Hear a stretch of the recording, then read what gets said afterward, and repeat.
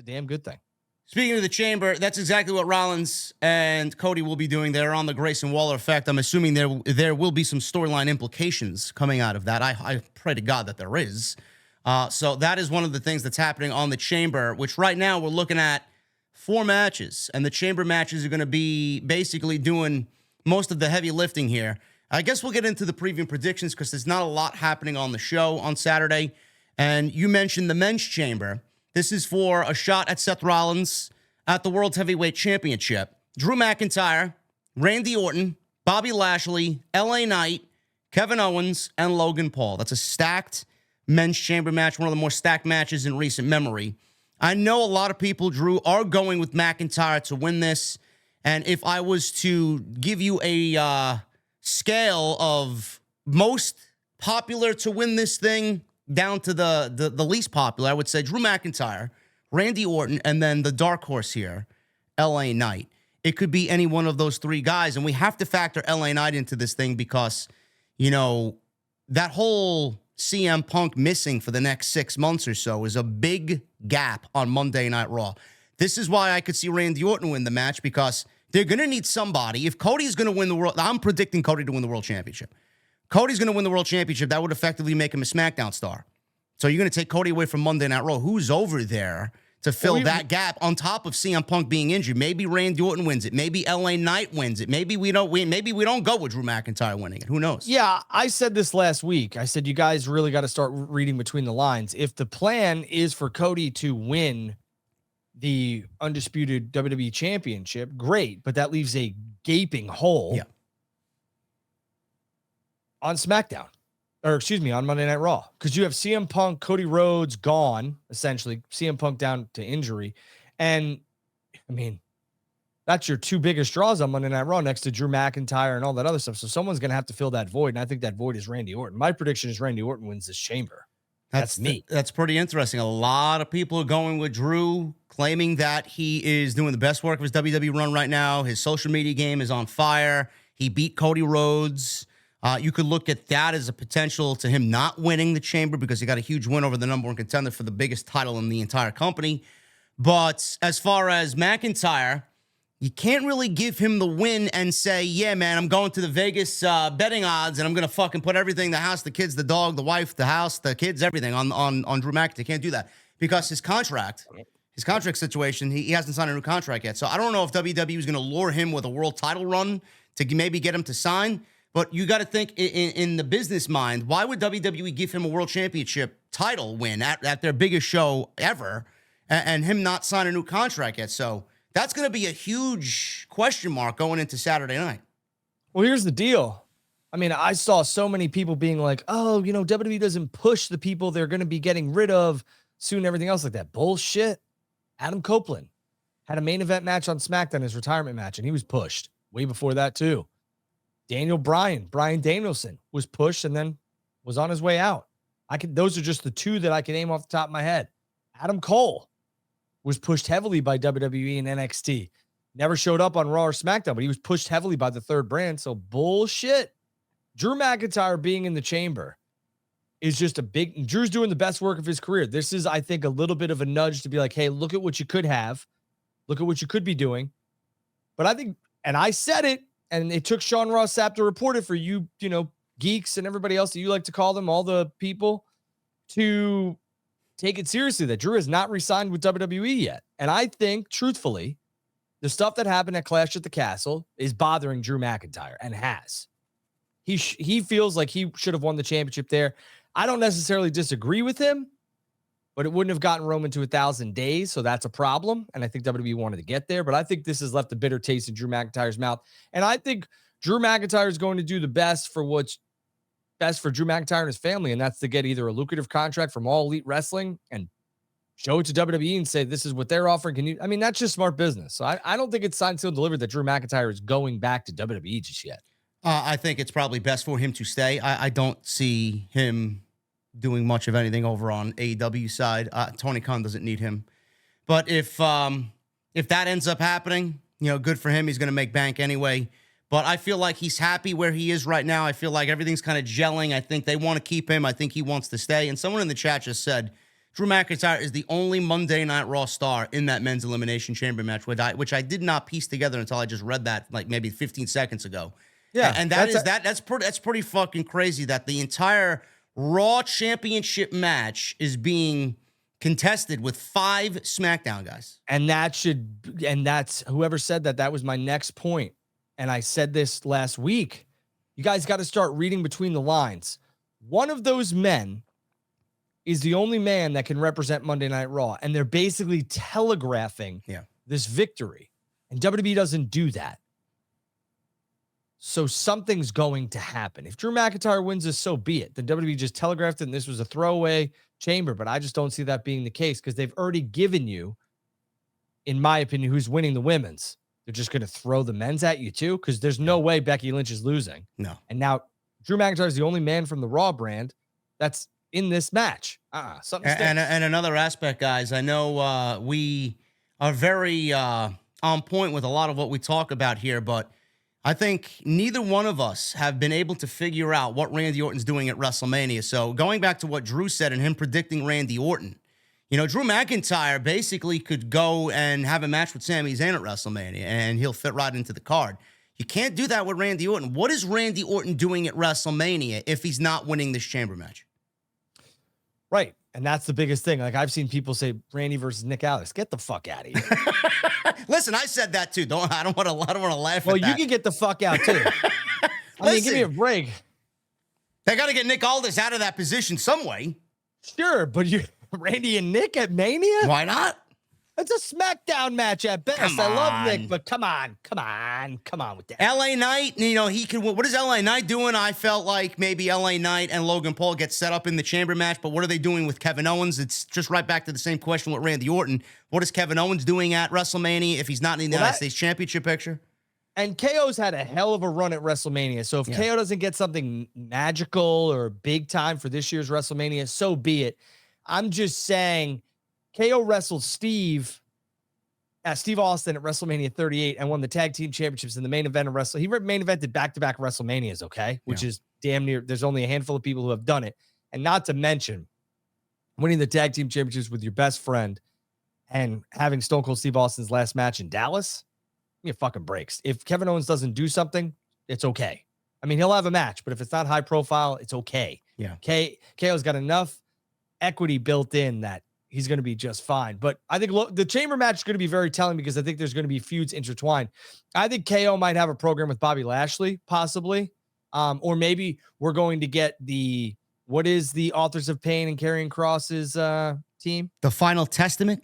The Final Testament taking on the Hurt Business. That could happen at WrestleMania. Then we don't know where KO goes. But I think Logan Paul and LA Knight, that's going to be the other thing to watch in the chamber. I think those two lock up at WrestleMania. So, it'll be interesting. I don't see Drew McIntyre winning this chamber. I know it's the obvious pick and he's going to be the odds-on favorite, but Randy Orton, I think, is headed to Monday Night Raw. And I think that match could be so quick on Sunday to where Randy is elevated to a whole different stratosphere where Seth is kind of, you talked about being the working man's champion, everything else like that. And Seth maybe gets his ass kicked on Saturday by the new bloodline, hobbles his way out to open the show on Sunday.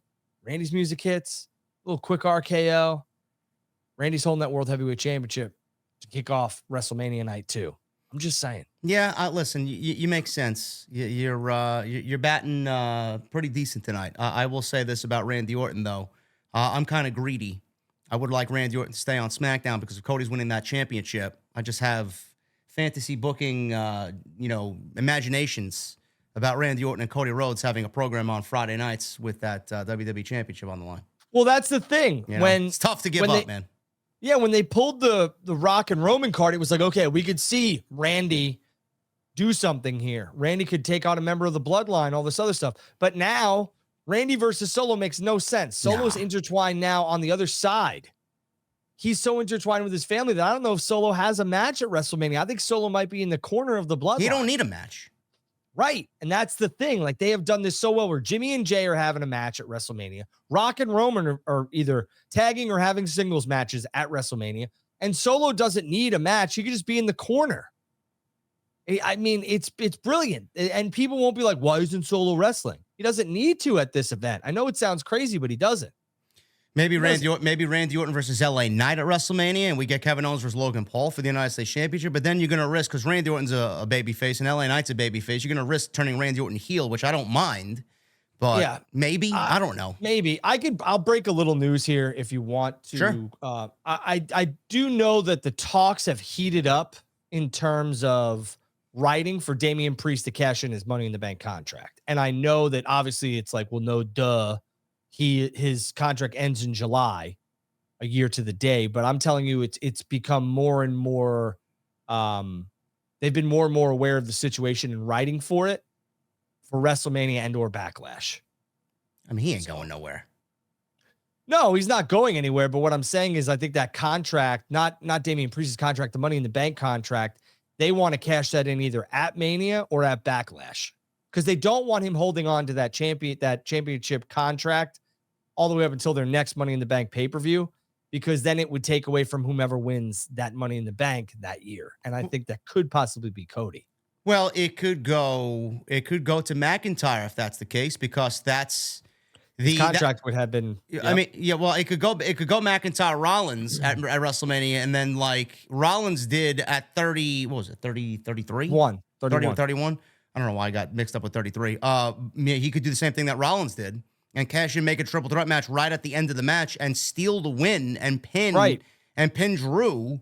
And Drew could be there to get his title match, and all the, his path is there, but Damian Priest fucks him over, and that's been a long-term thing as well on Monday Night Raw. They could play into that. I don't mind that happening. I just don't see Priest holding that championship for very long past WrestleMania. And there could also be something where, let's just say that Cody and Seth are in Perth on the Grayson Waller effect, and Rock and Roman show up. Surprise, surprise. They beat the shit out of each other. Seth is out, left laying, and Priest cashes in there. I'm just telling you, there has been more chatter about Priest cashing in within the next 3 months than there ever has been. Yeah, which is a whole new discussion for a different day, because I think WWE is really stretching themselves thin with that Money in the Bank gimmick. I honestly feel like it's either got to go away, it needs to be reimagined. I don't really like it as a standalone pay-per-view. I would much rather see a men's ladder match on night 1 and a women's ladder match on night 2, or vice versa at WrestleMania. I don't really feel like we need the Money in the Bank to be, an integral part of the show like it has been. I just feel like WWE usually backs themselves into a corner, and they don't really know what to do with it at the end of the road. I think this is their summer Royal Rumble, and it also, I think what they're going to do now is they're going to take, with the new regime in here, I think they're going to use the Money in the Bank as it was originally intended to elevate talent that just need that extra into the main event level. And I think you're going to see guys like, I think this year, if Cody doesn't win at 40, you could have Cody win the Money in the Bank and then call his shot at the Garden, stuff like that. I know I'm still on it. I'm going to stay on it until it's a possibility. You got to keep mentioning it. So, but I do believe that the new regime is going to use the Money in the Bank to elevate younger talent that need that. I think Tiffany Stratton is someone to look out for winning that Money in the Bank this coming year. And I believe, if for some reason Cody doesn't win at 40, he could be the person, or Sami Zayn. Sami Zayn holding that Money in the Bank contract would be something. And I know heels are better off holding that contract, but Sami could kind of play like that. He's cerebral with it, for lacking better term here, because that's Triple H's stuff. And Tiff's a heel, so it works. Yeah, I could see Gunther holding that as well, cashing in. That's another one at Berlin. Cashing in like RVD, calling his shot in Berlin and doing RVD, yeah. They're never going to get rid of that PLE, in my opinion, because it's almost bigger than Survivor Series at this point. Yeah. So that's the men's chamber, guys. I mean, there's just a lot going into that. So it's going to be very, very newsworthy and very intriguing coming out of Saturday's show. The women's chamber, like Drew said, is a lot less unpredictable. Becky Lynch, Bianca Belair. What happened on Raw, JD? What happened? They made Nia squash everybody that's in the chamber.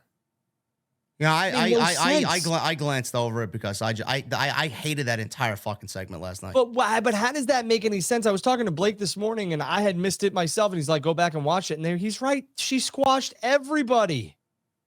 I don't know. She made the chamber participants look like little bitches. I don't know. I don't know what they're doing. I don't know if that's setting up a longer term plan for Nia Jax going into the chamber and then out of the chamber. I don't know what they're doing with her. She's wrestling Rhea Ripley. We'll get to that in a minute. But Becky Lynch, Bianca Belair, Liv Morgan, Tiffany Stratton, Naomi, and Raquel Rodriguez. Yes, we're all beat up by Nia Jax last night. That is the women's chamber. This is a loaded match just like the men. But Raquel's not going to WrestleMania. Naomi's not going to WrestleMania. Tiffany Stratton just got here. Liv Morgan, for all the Liv Morgan stands out there, I hate to be the bearer of bad news, but Liv Morgan versus Rhea Ripley is not a WrestleMania match. And they're not passing up Becky for Liv. Bianca Belair's been there, done that. Every match she's had at WrestleMania has been a title match. I think we're over that. Becky Lynch versus Rhea Ripley is the biggest women's match that WWE could physically do right now, and there's no reason at all to pass up on this moment for WrestleMania 40. No, and they should 100% do it, and they will. Yes. So, I mean, that's going to close the show, in my opinion. That will close the show, no doubt about it. I think if the women open this pay-per-view premium live event, then I think that Rhea and Becky will have a face-to-face to close this pay-per-view premium live event. now there was a report on the chamber, the women's chamber to be exact, and you know, Meltzer's had a very, very difficult week here in regards to reporting stories, and he's been under fire by a few people in the community. But there was a report, Drew, that he put out stating that Jade Cargill on Friday night was in the skybox with Braun Breaker and Nick Aldis. Bianca Belair was there. Liv Morgan was there. She was there signing a contract or looking over a contract on what brand she wanted to go to. And Dave Meltzer said that the plan before this week was Jade was supposed to be in the chamber. Now on Raw, they had a last chance women's battle royal, which Raquel Rodriguez won. Dave says that Jade was supposed to be in the chamber. I don't think that Jade was ever factored into the chamber. I don't know why anybody in that company would even contemplate that idea. It's fucking terrible. She doesn't belong at WrestleMania in a championship match. She doesn't belong in the chamber because, here's a spoiler, guys, the only way out of the chamber is by taking a pinfall. Why do you want to do that to Jade Cargill? So I think Dave Meltzer's report was a little outlandish. Well, I think Jade might have been factored into these equations in terms of being in the chamber. But to your point, when you're booking a star like Jade and you want her to remain at the top of the card and you want her to have equity, you don't have her go into the chamber and take an L. No. And the women that are in this chamber, with all due respect to Jade, who's she gonna run through right now? Like, so you're gonna put Jade in there and she's gonna dominate Raquel Gonzalez? She's going to dominate a returning Naomi? No. So there's 2 out of the 4. She would be the third. You have 3 other people not named Becky Lynch in that. It just doesn't make any sense. There's no reason to put Jade in this match to just have a name in there for her to take an L, because then people start to become disinterested. The aura of Jade is gone. I'm telling you, Jade slamming Nia or Jade and Bianca at WrestleMania, if they want to do it this year, is a match that will elevate Jade. I think Jade and Nia makes a lot of sense because Jade can body slam Nia and it's the visual that WWE loves and it'll get a lot of people talking. But putting Jade in this match makes no sense because she's just going to eat an L. And why do that with this person you've invested so much time, effort, and equity in? Doesn't make any sense at all. I think WWE is going to have 2 women's matches on night 1 and 2 women's matches on night 2. Drew actually was the first one, I think, that I've seen call out the fact that Nia Jax is perfect for Jade at WrestleMania on either night 1 or night 2. And I said, Bianca doesn't need to be in anything, too important. I think Bianca helping mold Tiffany Stratton into the next upcoming big star on Friday night, put them in a match on night 2. I like that. I like that match. She doesn't need to be in fucking something uber important. And they're both talented women. I think Tiffany can use it. And then Jade, like Drew said, the visual of her slamming Nia and pinning her at WrestleMania, that's a moment in itself that could solidify her on WrestleMania weekend. She doesn't need to be in anything major as well. Just make her look like a fucking star. And that would accomplish that. No, and I think what's going to happen is you're going to see if Nia has a really good showing against Rhea in her hometown, which I believe she will, then you'll start to realize, oh shit, okay, Nia is getting that, like, Rhea won by the skin of her teeth. Yeah. And Nia, they got plans for Nia at WrestleMania, and the perfect foil for that would be Jade. Yeah. That's just my opinion. Tiffany Stratton kind of doesn't fit that mold just yet. I think Tiffany versus Bianca is money. That's a great match Yeah. because Bianca can elevate Tiff.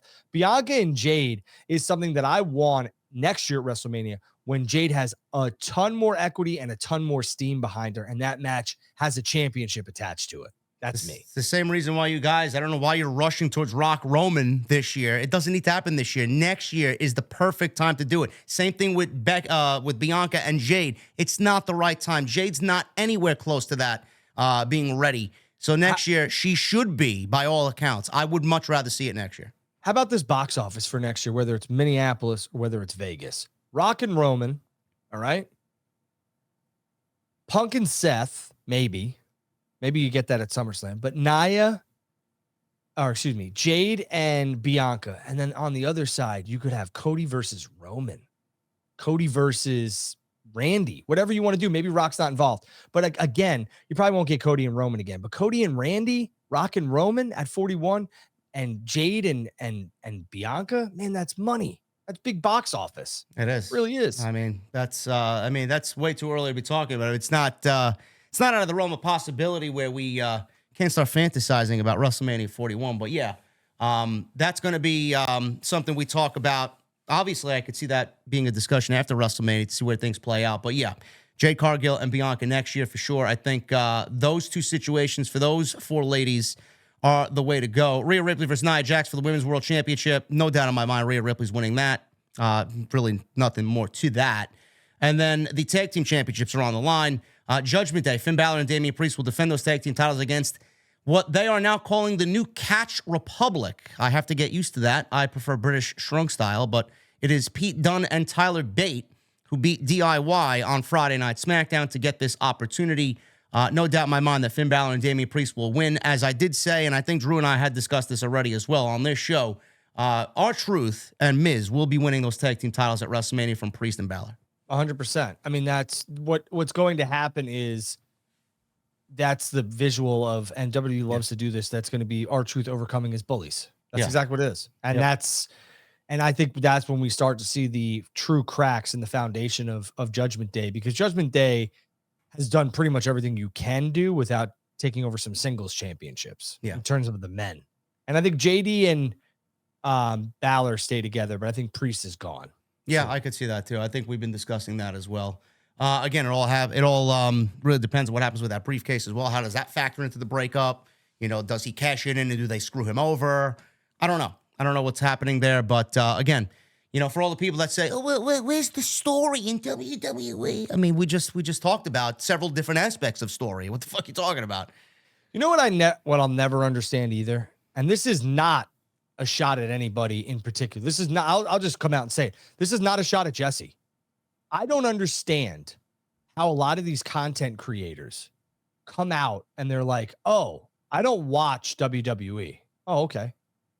But I'm going to be watching WrestleMania because you mentioned stories. How the fuck do you guys keep up with what's going on with WWE if you just watch WrestleMania? It's just, well, how did we get here? Well, you know how we got here because you watch the things at your leisure. Just stop lying. Stop pretending like you don't watch WWE because you do. It's the same people that came at me last week. I went on a whole rant about it. Oh, JD, he doesn't cover Collision. He's not a fan of AEW. I'm like, what? Most of everything that happens in the company that's important happens on Wednesday. Right. The fuck? I mean this with a full sincerity. This is not at JD's partner on Wednesdays. It's a lot of people I see. I don't watch that crap. Okay. You don't? But I see them tweeting about, well, I'm going to be watching WrestleMania. What? How does it make it? So how do you know what the hell's going on? The thing is, Drew, Jesse keeps up in other ways. He doesn't watch the shows, but he watches clips. He watches YouTube videos. He understands what's going on. These people that you're referring to don't watch at all. Right. And what I'm saying is Jesse consumes his content, or somebody else, consumes their content at their leisure. Maybe it's they don't devote their 2 hours on Monday night or 3 hours on Monday night to Raw. They'll watch it at their leisure. And that's acceptable. I accept that. You don't do review shows because you don't watch it live. That makes sense. But don't sit here and tell me that you don't watch WWE. Even the most diehard AEW fan is watching what WWE is doing right now because they're all saying they're going to watch WrestleMania. So you're just going to roll into WrestleMania cold? No, you're not. And the whole thing with Collision and Dynamite, they're two separate shows, or at least they should be. So If you want to watch it on a Sunday morning, that's up to you. You're keeping up with the product, but you don't need to watch it live and review it that second. I mean, come on. There's a lot of wrestling to go around. It's tough for me to keep up with all three of them. There's only two major promotions here in the States, in my opinion. That's WWE and AEW. And I do my damnedest to watch all of it. I'm trying to watch TNA at times because it seems like that's, picking up here and there, but there's not enough time in the day. No. There's not many, the hours in the week go by very quickly here in my household. Oh, how could you be so invested in the product and not cover their Saturday show and review it? I don't know. I'd rather sit on my fucking couch and watch a movie and make myself an adult beverage. Do you mind? I'd rather try and have fun with my wife. I don't know, man. I'd rather take my kids. I took my kids to a hotel over the weekend. I took them to the Omni so they could swim in a pool. Because we don't have a pool here. It's the middle of winter. Even if we had a pool, it's damn sure not indoors. So, I'm not going to be like, hey, 8 o'clock, 6 o'clock on Sundays. I can't be anywhere, babe. Sorry, guys. I can't play football this week. Why? Collision's on. The fans expect me to cover it. Come on. I mean, realistically, like, everyone's got lives. Come on.